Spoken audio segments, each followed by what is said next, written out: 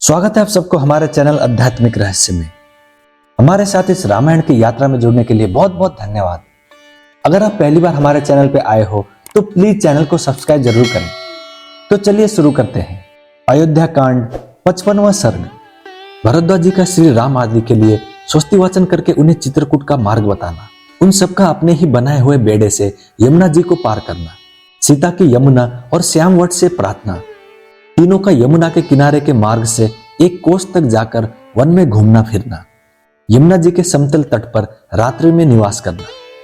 उस आश्रम में रात भर रहकर शत्रुओं का दमन करने वाले वे दोनों राजकुमार महर्षि को प्रणाम करके चित्रकूट पर्वत पर जाने को उद्यत हुए।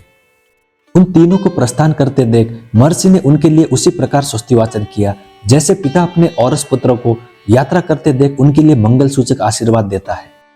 तदंतर महातेजस्वी महामुनि भरद्वाज ने सत्य पराक्रमी श्री राम से इस प्रकार कहना आरंभ किया। नरश्रेष्ठ, तुम दोनों भाई गंगा और यमुना के संगम पर पहुंचकर, जिनमें पश्चिम मुखी होकर गंगा मिली है, उन महानदी यमुना के निकट जाना। रघुनंदन, तदंतर गंगा जी के जल के वेग से अपने प्रभाव के प्रतिकूल दिशा में मुड़ी हुई यमुना के पास पहुंचकर लोगों के आने जाने के कारण उनके पद्म चिन्हों से चिन्हित हुए अवतरण प्रदेश पार उतरने के लिए उपयोगी घाट को अच्छी तरह देखभाल कर वहां जाना और एक बेड़ा बनाकर उसी के द्वारा सूर्य कन्या यमुना के उस पार उतर जाना। तत्पश्चात आगे जाने पर एक बहुत बड़ा बरगद का वृक्ष मिलेगा जिसके पत्ते हरे रंग के हैं। वो चारों ओर से बहुसंख्यक दूसरे वृक्षों द्वारा घिरा हुआ है। उस वृक्ष का नाम श्यामवट है। उसकी छाया के नीचे बहुत से सिद्ध पुरुष निवास करते हैं। वहां पहुंचकर सीता दोनों हाथ जोड़कर उस वृक्ष से आशीर्वाद की याचना करे। यात्री की इच्छा हो तो उस वृक्ष के पास जाकर कुछ काल तक वहां निवास करे अथवा वहां से आगे बढ़ जाए। श्यामवट से एक कोस दूर जाने पर तुम्हें नीलवन का दर्शन होगा। वहां सल्ल की और बेर के भी पेड़ मिले हुए हैं। यमुना के तट पर उत्पन्न हुए बांसों के कारण वो और भी रमणीय दिखाई देता है। ये वही स्थान है जहां से चित्रकूट को रास्ता जाता है। मैं उस मार्ग से कई बार गया हूं। वहां की भूमि कोमल और दृश्य रमणीय है। उधर कभी दावानल का भय नहीं होता है। इस प्रकार मार्ग बताकर जब महर्षि भरद्वाज लौटने लगे तब श्री राम ने तथास्तु कहकर उनके चरणों में प्रणाम किया और कहा, अब आप आश्रम को लौट जाइए। उन महर्षि के लौट जाने पर श्री राम ने लक्ष्मण से कहा, सुमित्रा नंदन, तुम्हारा कल्याण हो।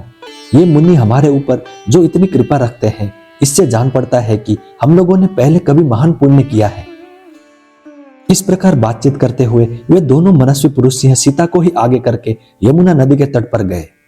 वहां कालिंदी का स्रोत बड़ी तीव्र गति से प्रवाहित हो रहा था। वहां पहुंचकर वे इस चिंता में पड़े कि कैसे नदी को पार किया जाए, क्योंकि वे तुरंत ही यमुना जी के जल को पार करना चाहते थे।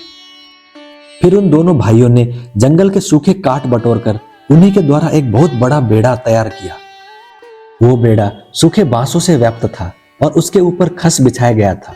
तदंतर पराक्रमी लक्ष्मण ने बेंत और जामुन की टहनियों को काटकर सीता के बैठने के लिए एक सुखद आसन तैयार किया।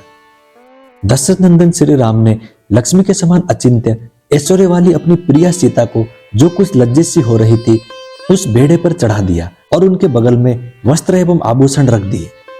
फिर श्री राम ने बड़ी सावधानी के साथ कुदारी और बकरे के चमड़े से मड़ी हुई पिटारी को भी बेड़े पर ही रखा।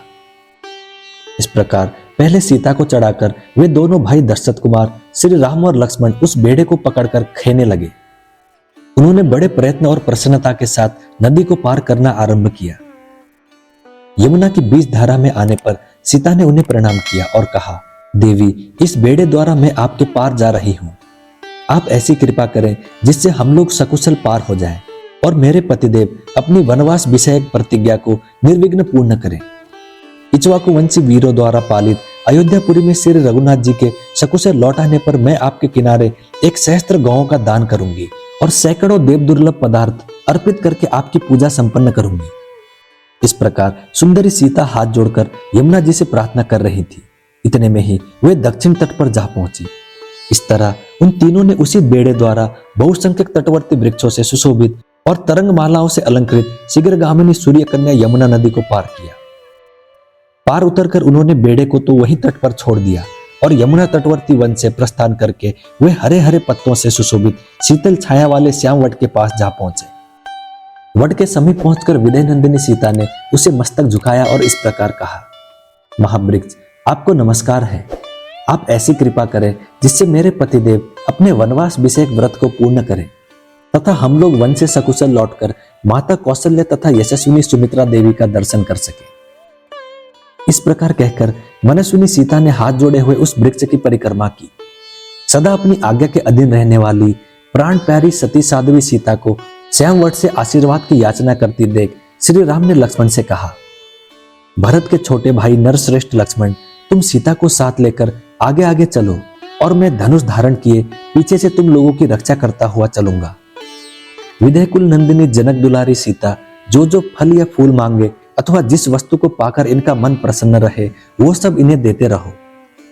अबला सीता एक एक वृक्ष, झाड़ी अथवा पहले की न देखी हुई पुष्प शोभित लता को देखकर उसके विषय में श्री रामचंद्र जी से पूछती थी तथा लक्ष्मण सीता के कथनानुसार तुरंत ही भांति भांति के वृक्षों की मनोहर शाखाएं और फूलों के गुच्छे ला ला कर उन्हें देते थे। उस समय जनक राज किशोरी सीता विचित्र वालुका और जल राशि से सुशोभित तथा हंस और सारसों के कलनाद से मुखीरत यमुना नदी को देखकर बहुत प्रसन्न होती थी।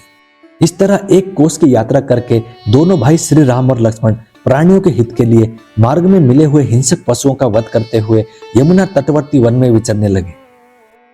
उदार दृष्टि वाले वे सीता, लक्ष्मण और श्री राम मोरों के झुंडों की मीठी बोली से गूंजते हुए हाथियों और वानरों से भरे हुए उस सुंदर वन में घूम फिर कर शीघ्र ही यमुना नदी के समतल तट पर आ गए और रात में उन्होंने वहीं निवास किया।